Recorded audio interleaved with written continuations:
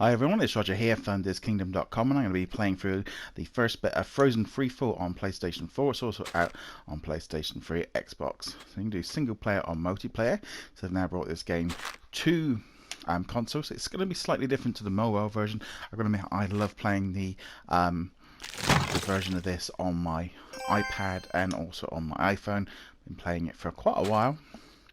Let's see what it looks like. So let's have a look here. So we've got the main screen here. We've got level 1. You've also got the store where you can buy additional options. So this is the kind of the game how it is, because it's a free-to-play game, but you've also got, you can buy additional extras. So you can buy hourglasses. So you can see here, these are all in British money. So you can buy one hourglass for 79 pence, or you can buy 18 of them for £8. You can also unlock all the characters. You've got these different options here. So for example, the flurry is just under £4. £16 gets you the squall, which is a few more different items. $24.99 gets you the blizzard, which gets you a lot of different items. And then finally you get the $39.99 one, which gives you a large collection of lives, picks, and etc. So here you've got the unlock all characters option. So you can get all these, you can unlock these characters on the PlayStation Store. Okay, so let's go in and have a look at this game.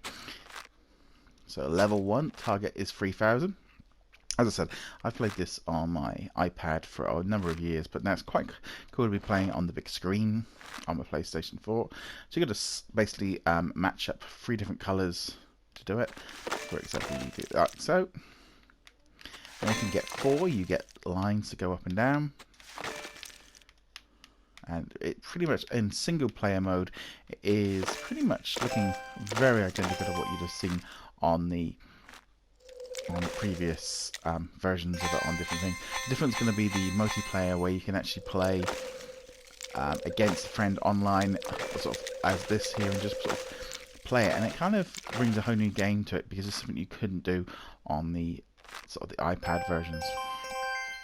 So looking at this at the minute, it pretty much plays almost identical in single mode as you would find on the iPad. And as you see, it is free to play, and you do get a number of lives. And on the iPad versions and stuff, you each day you get more lives.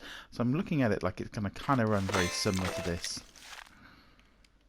It seems to be run very nice. It looks pretty good in single player mode. As you can see here, it looks pretty interesting. But like I said, I'm just finding it, very easy to use, because like I said, I've been playing it on my iPad for quite a while. It's quite interesting to see them sort of bringing these sort of mobile games to PlayStation and consoles. I think it's something. I think we'll see a lot more coming forward in the future. Is the idea of bringing these kind of games to different devices to try and utilize different people playing it. It's a real shame this hadn't arrived, almost like a year ago when it arrived out on the iPad, and it kept bringing out new levels and stuff. But I'm pretty excited about the idea of them bringing these kind of games to consoles. I know my wife loves playing this on her iPad as well. So this is a game that I can actually see branching out to different audiences and stuff, because while my wife won't use Netflix on the PS4, she'd quite happily sort of maybe jump on and play a bit of this on my PlayStation. So here we go. I'm going to get 4 there. So this, like I said, it is pretty much I feel very much at home in this single player version. Like I said, it is a free to play game, but you can buy those optional extras. Now you don't necessarily need them, but especially not in the earlier levels, you're not going to need those extra options. However, it gets harder when you get later on down the line, and those little options can make the difference between you being stuck on a level for a long time. You can see I'm kind of sort of whizzing through these early levels pretty easily. But I'm really liking the look of this game, and it's something I think we should see a lot more of, are these kind of mobile games moving on to. Oh, and I just earned a trophy as well, so that's good. Let's see, okay, so let's move on to here. Okay, so level 4. I just wanted to kind of get in and kind of get a general look at the game, so you're going to get as many targets before you move on. Okay, this is looking pretty cool. Let's get this on. Right, I'm going to try and again. I'm just trying to get some big ones here coming across. I don't want to use that one just yet. I'll try and see if I can line these up. But I'm going to hit my target. Yeah, I went way over the target, so it's not a problem. I must admit, when I play the other versions on the other devices, I have been known to be stuck on levels for days, weeks, and keep trying, and eventually one day it'll just click in. But that is when you could probably buy it all. And I'm going to be honest, playing kind of games on my console, I am much more inclined to sort of buy a game outright and just want to play it. Had this game been completely unlocked for, I don't know, £5, £6, £10 or like $10 or whatever, I probably would have brought that without a doubt.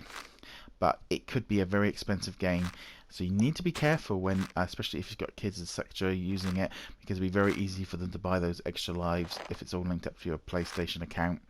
So something I would suggest looking at. Like I said, it is free to play, but you might want to watch, especially kids with your accounts, to make sure they don't end up racking up a large PlayStation Plus bill or Xbox Live bill. So definitely worth checking that out.